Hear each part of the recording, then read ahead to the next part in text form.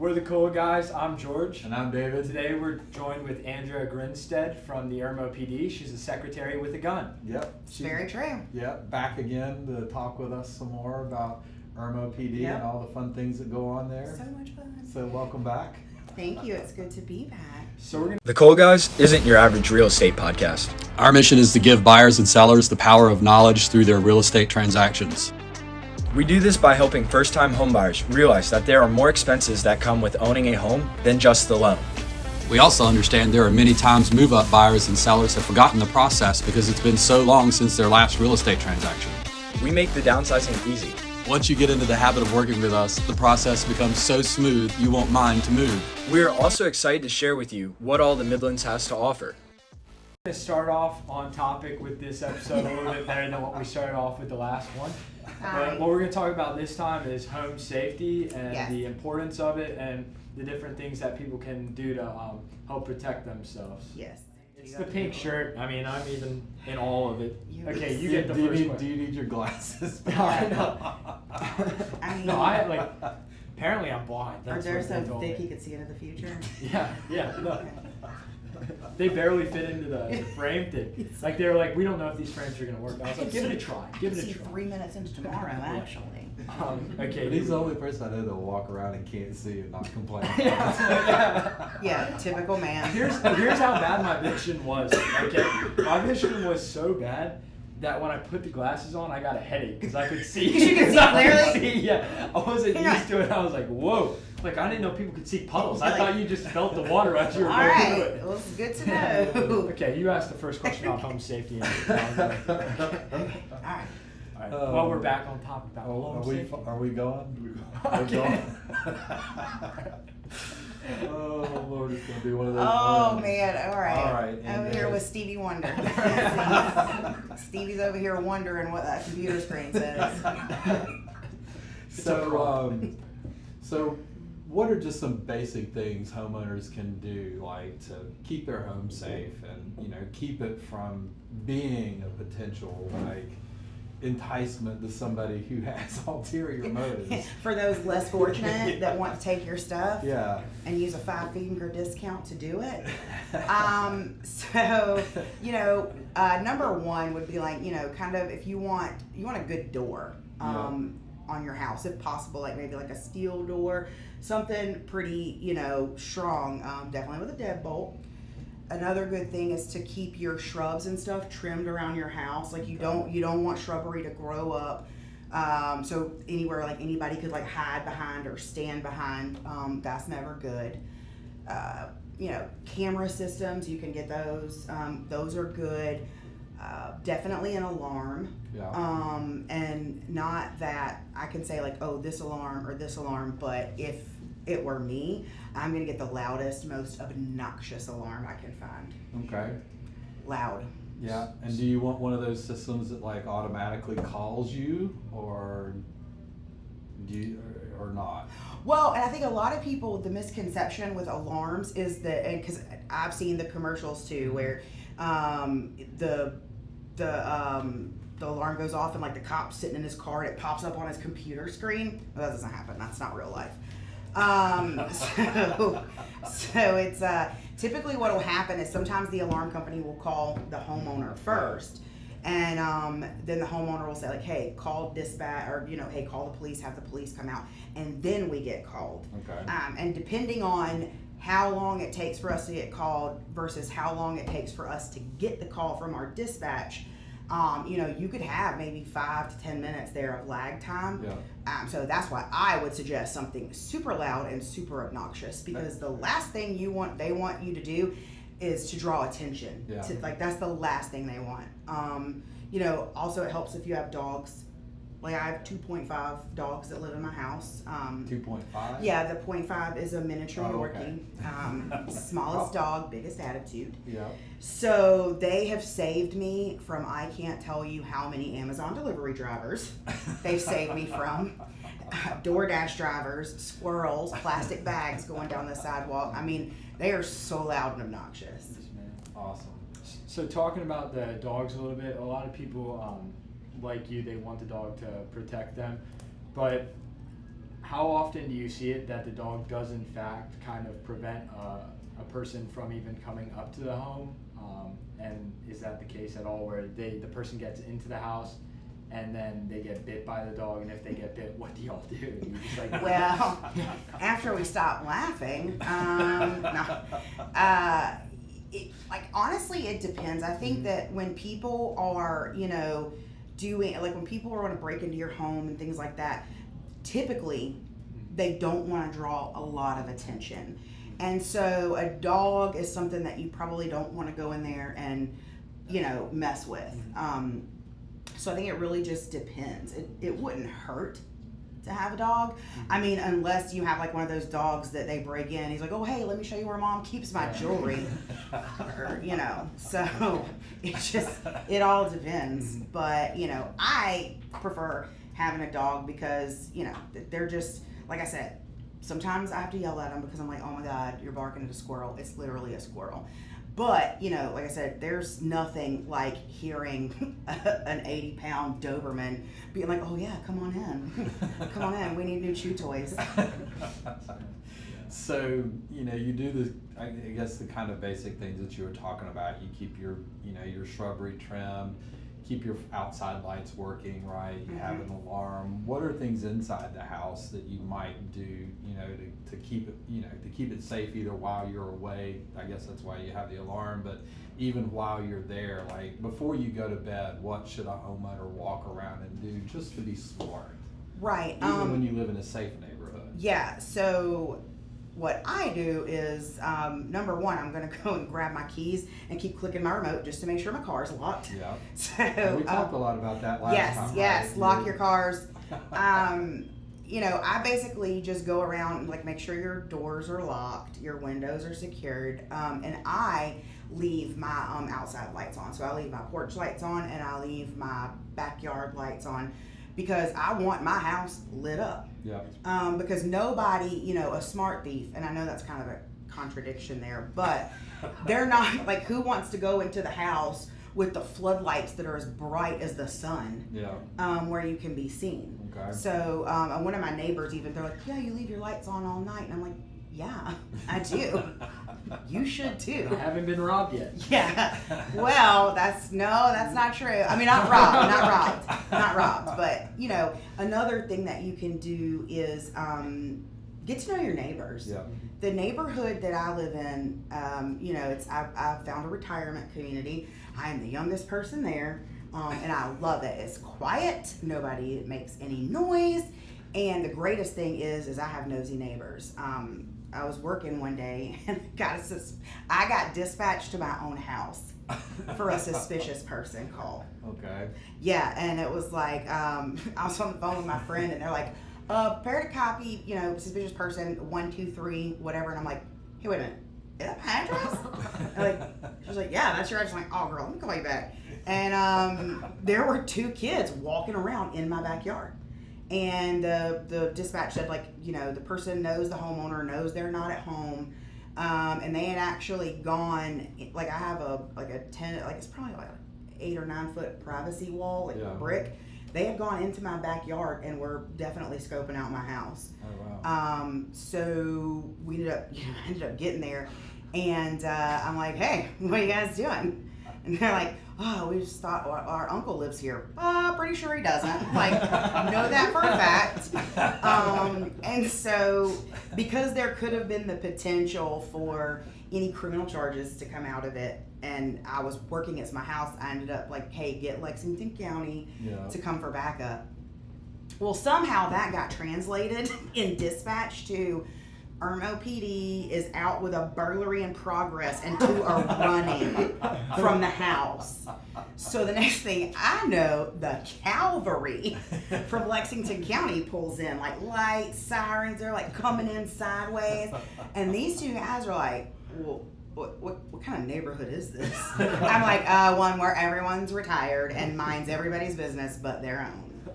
So, there wasn't anything we could do because I didn't have no trespass signs in my yard. Learned that. So definitely, if you want to be able to charge someone with trespassing, you definitely need to have the signs posted per state law. But, you know, I think it pretty much scared them because they were like, they never came back. And one of them went on to commit a lot of crimes in another jurisdiction, but never Irmo. Weird. Never Irmo. No, and we never told him. Yeah, we never told him like it was my house because like you don't know if they knew that a police officer lived there and they were, you know, but so and they were creeping around and my dog, I had a other dog's a Brittany Spaniel and she was inside just going nuts. So, but yeah, so that was fun times. So you bring up a good point. You know, one of the things you can do is get to know your neighbors. A lot of people don't know their neighbors these days. Why do you think that is? And I mean, because it seems like it's a simple solution to go knock on your door and go, hey, I live across the street from you. Yeah, I think, you know, in this age of internet and everything like that, people tend to be more outgoing on the internet than they are in, you know, real life. Because basically you could say whatever you want on the internet and not have to worry about anybody, you know, punching you in the face. Just kidding. So I think that it's really important to get to know your neighbors. Get to know, like, you know, I'm not saying stalk your neighbors, okay? Let me just throw that out there. Don't be watching them outside of your windows or anything. But it's good to know. So, you know, just everybody kind of look out for each other and you want to kind of establish those relationships because there have been times where, you know, like Amazon will be like, hey, we delivered your package. And I'm like, that's not my front porch. So I have to go like through my neighborhood looking like a porch pirate, like trying to find my package. And so I know a lot of them have like Ring doorbell cameras. So I'm just like, hey, this was sent to me by mistake. I'm not stealing. But so, you know, like I said, they look out for me. I'd gone out of town recently and I let one of the guys at work drive my car because it's unmarked and they had a class at the academy or something. And like I'm in Daytona and I get a phone call from my neighbor. She's like, somebody just got in your Durango.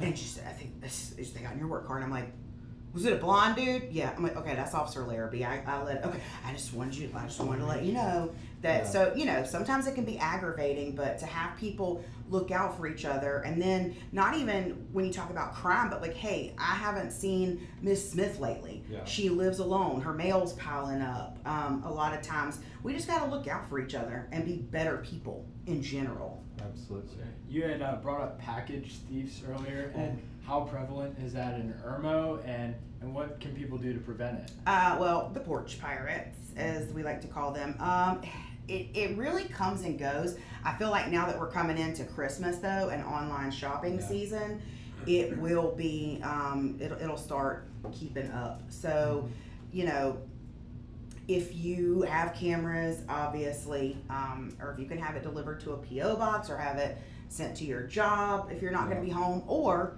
your neighbors. I've had my neighbors come and pick up a package and say, hey, I grabbed this, it's in my garage.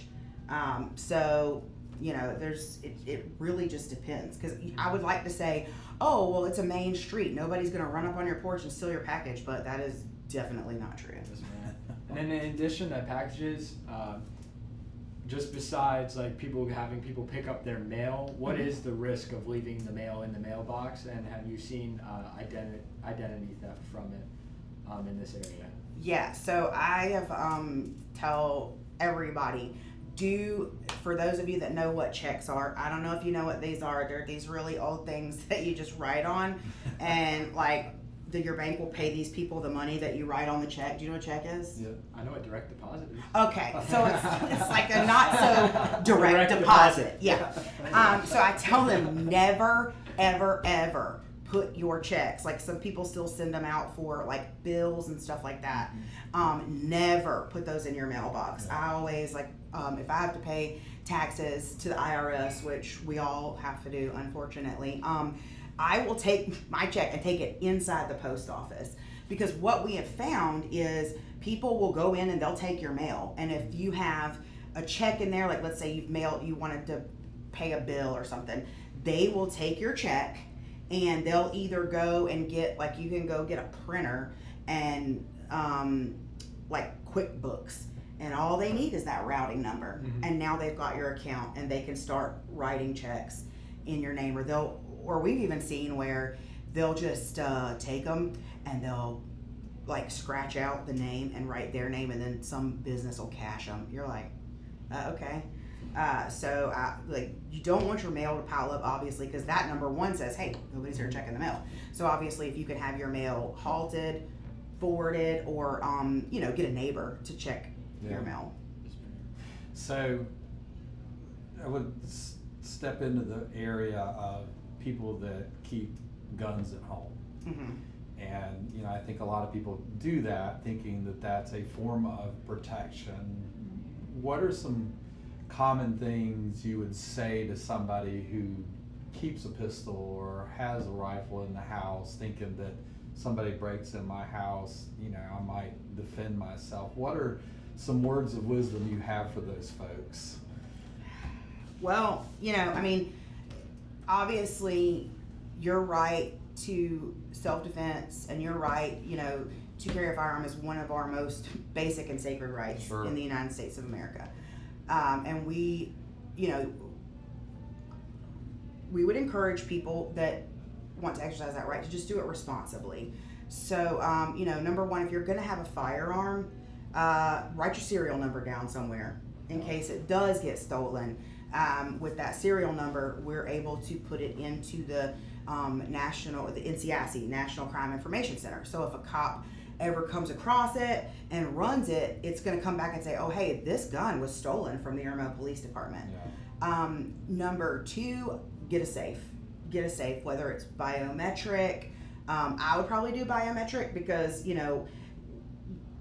let's say you are someone's breaking into your home, like all of your fine motor skills go, like when your body's trying to preserve itself, fine motor skills go out the window. So you may not be able to remember a combination, but if you just need a fingerprint to get into your safe, I would suggest that. If you have children, talk to your children about gun safety. Let them know, like, these things are very dangerous. I think a lot of people, and however you choose to do that, I'm not trying to give parenting advice or anything like that, because some parents want to keep the weapons away from their children, and I completely understand that.